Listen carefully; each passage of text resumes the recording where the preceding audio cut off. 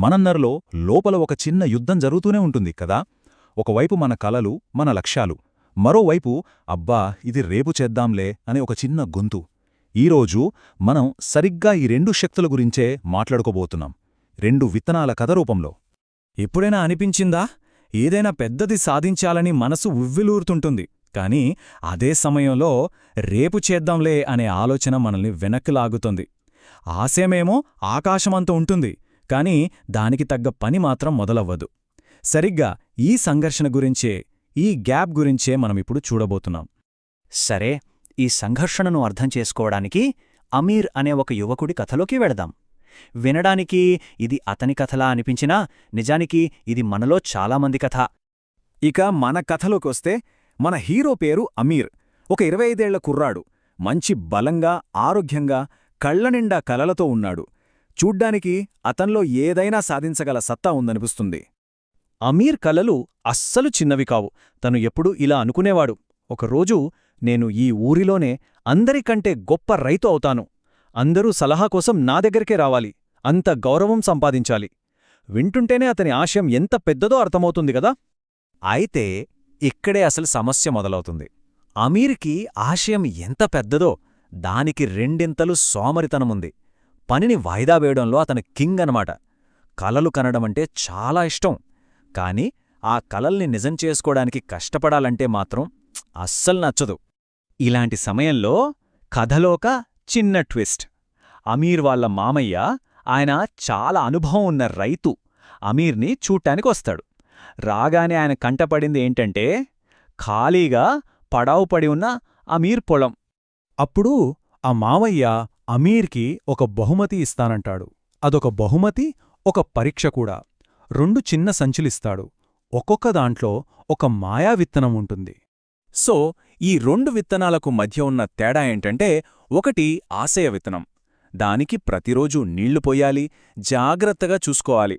అప్పుడే అది పెరిగి పెద్దదై సంపదను, నీడను ఇచ్చే చెట్టు అవుతుంది. అంటే దీనికి మన ఫోకస్, మన కష్టము అవసరం. రెండోది సోమరితనకు విత్తనం. దీనికి మనం ఏమీ చేయక్కర్లేదు, దానంతటదే పిచ్చి మొక్కల్లా పెరిగిపోయి ఉన్న పొలాన్ని మొత్తం నాశనం చేసేస్తుంది. ఇది విధ్వంసానికి ప్రతీక అన్నమాట. అప్పుడు మామయ్య చెప్తాడు, చూడు అమీర్, నీ పొలం భవిష్యత్, అలాగే నీ జీవిత భవిష్యత్తు కూడా ఈ రెండింటిలో నువ్వు దేన్ని పెంచుతావో దాన్మీదే ఆధారపడి ఉంటుంది అని. ఎంత లోతైన మాట కదా. ఇది పొలం గురించి కాదు, మన జీవితం గురించి. మరి అమీరేం చేశాడో తెలుసా? 2 విత్తనాల్ని నాటేశాడు. సర్లే ఎప్పుడైనా చూసుకోవచ్చు కదా అని అనుకున్నాడు. మళ్ళీ అదే మాట, తర్వాత చూద్దాంలే అని. ఈ చిన్న వాయిదా అతని జీవితాన్ని ఎలా మార్చేస్తుందో మనమే చూద్దాం. ఇక అమీర్ చేసిన ఆ పనికి ఫలితం అనుభవించే రోజు వచ్చింది. అతని నిర్లక్ష్యం ఎంత పెద్ద నష్టాన్ని తెచ్చిపెట్టిందో చూద్దాం. కొన్ని వారాలు గడిచిపోయాయి. అమీర్ పొలం వైపు వెళ్లాడు. కాని అక్కడతను చూసిన సీన్ అతనికి ఒక్కసారిగా షాకిచ్చింది. ఏమైందంటే, ఆ సోమరితనపు విత్తనం చాలా వేగంగా పెరిగిపోయింది. పొలమంతా దట్టమైన కలుపు మొక్కలతో నిండిపోయింది. నేలంతా యూపిరాడనట్టుగా తయారైంది. మరి ఆశయ విత్తనం? పాపమది నీళ్లు లేక బలహీనంగా దాదాపు చచ్చిపోయే స్థితిలో పడి ఉంది. అప్పుడు మామయ్య చెప్పిన మాటలు గుర్తొచ్చాయి. సోమరితనం అంటే మనం ఏమీ చెయ్యకపోవడం కాదు, అది తనంతట తానుగా పెరిగే ఒక శక్తి. దాన్ని మనం పట్టించుకోకపోతే అది వేగంగా వ్యాపించి మన దారిలో ఉన్న ప్రతి దాన్ని నాశనం చేసేస్తుంది. ఎంత నిజం కదా. సరే, ఇప్పటిదాకా జరిగింది ఒక హెచ్చరిక లాంటిది. కాని ఇక్కడ్నుంచే అస్సలు కథ మొదలవుతుంది. ఇది అమీర్ మారిన కథ, స్ఫూర్తినిచ్చే కథ. ఆ క్షణంలో అమీర్కు నిజం తెలిసొచ్చింది. ఒక గొప్ప సత్యాన్ని గ్రహించాడు. కలలు ఉంటే సరిపోదు, వాటిని బ్రతికించాలంటే పని చెయ్యాలి. యాక్షన్ మాత్రమే వాటికి ప్రాణం పోస్తుంది. మార్పనేది ఒక ప్రయాణం లాంటిది కదా. అమీర్ ఆ ప్రయాణాన్ని ఎలా మొదలుపెట్టాడంటే, ఫస్ట్ తన తప్పునొప్పుకున్నాడు. మాటలు కాదు, పని ముఖ్యం అని రియలైజ్ అయ్యాడు. నెక్స్ట్, ఆ మరుసటి రోజే సూర్యుడు ఉదయించక ముందే లేచాడు. అదే అతని మొదటి యాక్షన్. ఆ తర్వాత ఎంత నొప్పిగా ఉన్నా సరే ప్రతి కలుపు మొక్కను చేతులతో పీకి పారేశాడు. ఫైనల్గా ప్రతిరోజూ క్రమం తప్పకుండా ఆ ఆశయ విత్తనానికి నీళ్లు పోయటం మొదలుపెట్టాడు. నెమ్మదిగా అతని కష్టానికి ఫలితం దక్కింది. ఆ చిన్న విత్తనం మెల్లగా ఒక బలమైన మొక్కగా మారింది. కొన్ని సంవత్సరాలు గడిచేసరికి అది పళ్ళు, నీడ, సంపద ఇచ్చే ఒక పెద్ద చెట్టుగా ఎదిగింది. ఇదే పట్టుదలకి ఉన్న పవర్.